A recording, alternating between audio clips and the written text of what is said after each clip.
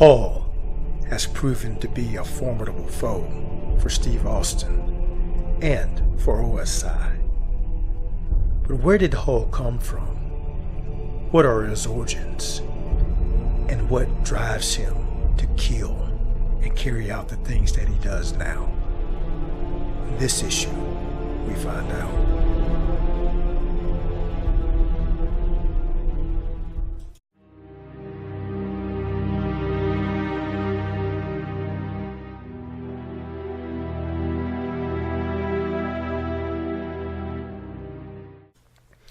Hello, agents.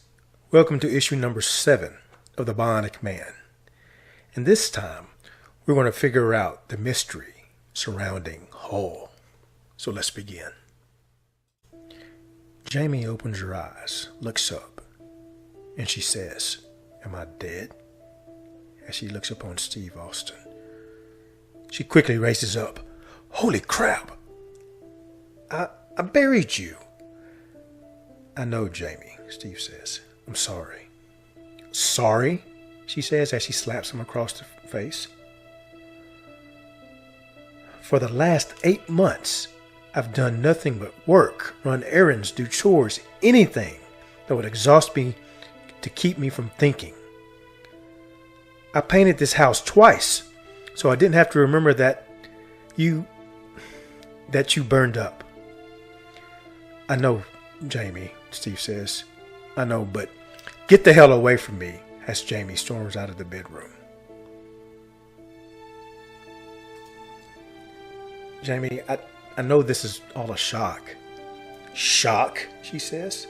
My dead fiance shows up in my house at 1 a.m. and he calls it a shock." Steve says, "Yeah, about that. What are you doing out 1 a.m. anyway? Don't you have school tomorrow?" "I was grocery shopping." "At 1 a.m? The store's less crowded, and I don't have to worry about running into my students' parents. Never mind that. What are you doing out at 1 a.m? Steve looks at Jamie and says, "I was waiting until you were gone so I could use the bathroom." They stop and stare at each other for a moment. And Jamie runs up and embraces Steve. Steve and Jamie are sitting on the floor next to the fireplace, and Steve is talking to Jamie. "The whole time I was coming here, it just kept running through my mind. What if I catch her in bed with some guy, or some girl for that matter?" Jamie turns and looks at Steve. "What? If someone goes through a traumatic event, it could confuse their identity." "Shut up," she says as he punches him playfully. "It wasn't his fault," Steve says. "I didn't want you to know either." Jamie says, "Then I'll hate you forever too. So you got banged up in the crash. Big deal. I should have been there for your surgery, your rehab. I should have been told the truth." "The truth would have been, well," Steve says, "it would have been hard to take." "What are you talking about?" Jamie says. "You chip a tooth or something? You don't even have any scars. You keep talking about the crash like you really got destroyed, but you look great." Steve looks down and says, "Jamie, I was destroyed in the crash." "Apparently," Jamie says, "the only thing destroyed in the crash was your libido. 8 months of not seeing me, and you haven't even tried to get in my pants yet." Jamie grabs a hold of Steve and tries to pull him towards her. Steve says, "Jamie, wait." He grabs her hand. "Ow! Hey!" "I'm sorry. It's just, there's something I haven't told you about the crash. I've been trying, but it's why I haven't come to see you.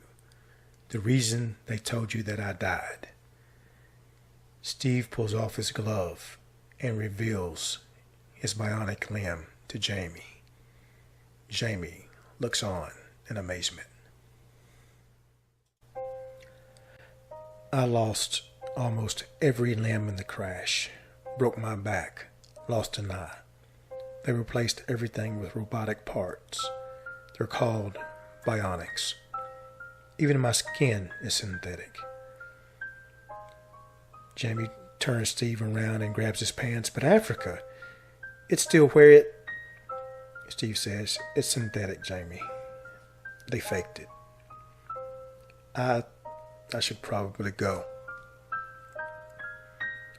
Jamie hangs her head. She says, my father had a pacemaker put in when he was 55. For years, he wouldn't let my mother touch him because he didn't feel like a real man anymore. And then he died. And I remember at the funeral, my mother went up to the casket and just touched him, touched his face, stroked his hair. It kind of grossed me out, so I asked her why she did it. Do you know what she told me? She told me she hated him because he let something as stupid as pride get between them. And because of that, she never got to touch him again until he died. You're a man, Steve Austin.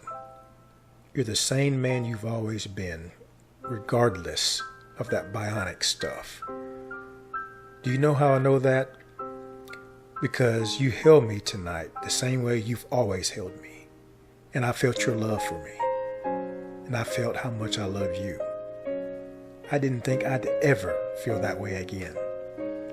I don't care how they did it. I'm just glad you're alive. I'm sorry, Steve says. You should be, because your stupid pride robbed me 8 months of my life. If you ever do that again, it will take more than metal to hold your ass together after I'm done with it.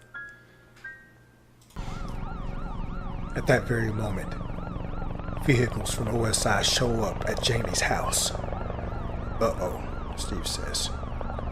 You have to get out of here. Take some sick leave from work and stay with your aunt for a while, but lay low. Do you understand? Why? Jamie says. Just promise me. I'll be back as soon as everything is cleared up. I swear. At that moment, Oscar walks into the house. We have to go, Steve. I love you, Steve tells Jamie. Oscar walks up to Jamie and says, Look, I'm sorry, Jamie, but... She walks up and slaps Oscar right across the face. You earned that one, Steve tells Oscar.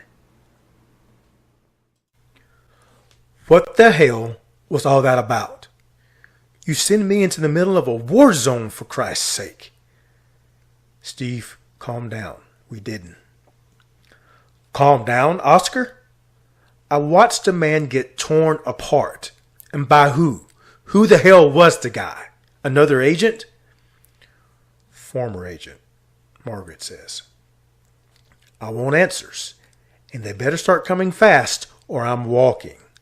Who was that guy? Colonel Avery Hall, Oscar says.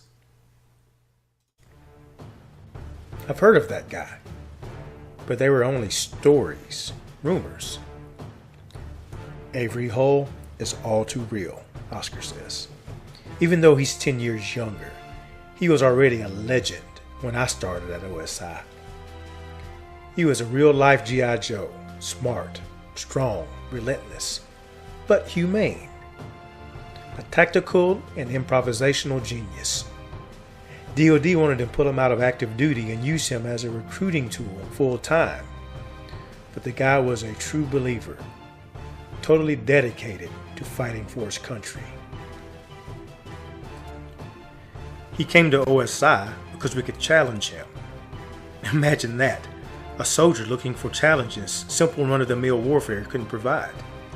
And he was good as advertised. He accomplished missions, very hairy missions, mind you, that would have broken even our most elite special forces. Avery Hall is who SEAL Team 6 has on their lunchboxes. Doesn't sound like the guy I met, Steve says. Hang with me for a minute. In the days before the official start of Operation Iraqi Freedom, the Brits lost an SAS recon team deep in the desert. Hall was our choice to lead a rescue mission. The Republican Guard had them prisoner in what the UN believed to be a hospital off limits to combat ops. Our strike team had to be surgical. Everything went according to plan until Hull went off script. The British commandos were evacuated safely, but Hull encountered a group of Iraqi dissidents who were being tortured in the facility. Like I said, the kid was a true believer. He ordered his backup helicopter to go to the rendezvous point to pick up his new cargo. But that was all the time the Republican Guard needed. Just as the second chopper arrived, Hull and the prisoners were ambushed. It was a bloodbath. Hull took 26 rounds all over his body, but still managed to row to an irrigation ditch and crawl almost a mile away from the hospital. His crew, disobeying orders by returning, managed to find him by his emergency beacon. He was a man, barely alive. 2 weeks prior, our Bionics division had a breakthrough in the servo miniaturization field, one that allowed for nuclear engines to power artificial limbs. All we needed was a candidate on which to test the procedure. The decision was an easy one. So, I'm not the first, Steve says. It was reckless, I know. We'd rebuilt him, but most of the design had only been theory at that point. We should have tested it further. But Hull was as good as dead if we didn't at least attempt the procedure. After a surprisingly short recovery, Hull wanted to go back into the field. He was eager to test his new abilities. The team thought he was ready. Physically, of course, he was in better shape before the procedure. He'd been on a total of 32 missions in various parts of the globe, and he never once mentioned the malfunctions. The containment units that were used for Hull's nuclear processors were made of what we later found to be an inferior alloy. Not used in the rigors of combat, they began to leak. And what is more, the leak began to spread. The nuclear waste was carried through his system directly to his brain. The volume of waste generated by the Bionics, though toxic, is minimal, but compounded over time. It began to take toll on Colonel Hull's perception, Margaret says. And this is what you've stuck in my body, this poison that is going to eat my mind. We've been able to perfect the containment and runoff elements in you, Steve, Margaret says. Twice monthly, your system will be flushed of any contaminants the processors generate, like dialysis, Oscar says. So Hull went renegade because he never got the same treatments, Steve asks. Essentially, it began simply, Oscar says. His methods became questionable, his behavior erratic. We'd sent him into the Brazilian rainforest on what we assumed would be a harmless deforestation fact-gathering mission. The orders were to observe and collect data only. That was the last contact we'd had with him as our agent. He'd suffered a complete breakdown due to the contamination. Shortly after the incident, we sent a team into the jungle to bring Hull down. He took them out in seconds, like he knew they were coming. After that, we lost track of him completely. He vanished. Until a few months ago, the first in a series of break-ins occurred at our Silicon Valley Bionics division, Margaret says, followed by subsequent break-ins at other OSI headquarters, the latest of which being in Washington. High casualties at each. What's he after? Steve asks. Technology, Oscar says. He's stolen data on every area of bionics we've been developing. I suspect he knew we would eventually create another bionic agent and wished to keep up with the competition, as it were. So who is he working for now? Steve asks. Our sources told us that Leonov Tech had been developing highly advanced robotic technologies that operate on the same principle as the bionic data that had been stolen. Combining mass production with bionic technology, well, you can see why that may worry us. Hence our investigation into Leonov. But now that Leonov is dead, and at Hull's hands no less, we're at a bit of a loss. We think there's more to it than that, Margaret says. Are you familiar with electromagnetic pulse technology? I'm a test pilot, Steve says. Of course I am. Then you know what kind of havoc a massive EMP detonation could wreak on the nation's infrastructure. Strategically placed EMPs could shut down computers, cars, banks, planes, anything relying on electronic systems. Our sources indicate that a single man overran and looted a secret North Korean facility dedicated to the development of a massive EMP device. He killed over 20 highly trained soldiers and wounded 30 more. Sound like anyone we know? He could just be acquiring the technology to protect himself, because an EMP would devastate a cyborg's onboard computer systems.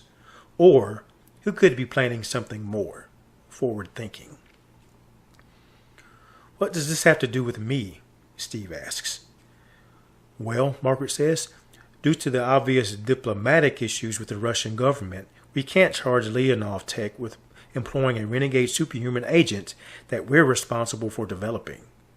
We have leads on where he might be, but we need to find him. And once I have, Steve asks, liquidate him. So, this is why you rebuilt me, to become your replacement wind-up assassin. What the hell makes you people think that I'm even capable of killing Hull? I'm a test pilot. I'd hardly call it killing, Margaret says. You'd merely be shutting him down, a device that is malfunctioning. So, send a machine to kill a machine, Steve says. Steve angrily punches the conference table, breaking it in half. Well, he says, this robot has no interest in killing your old robot. Count me out of OSI. I'm afraid it's not as simple as that, Colonel Austin, Margaret says.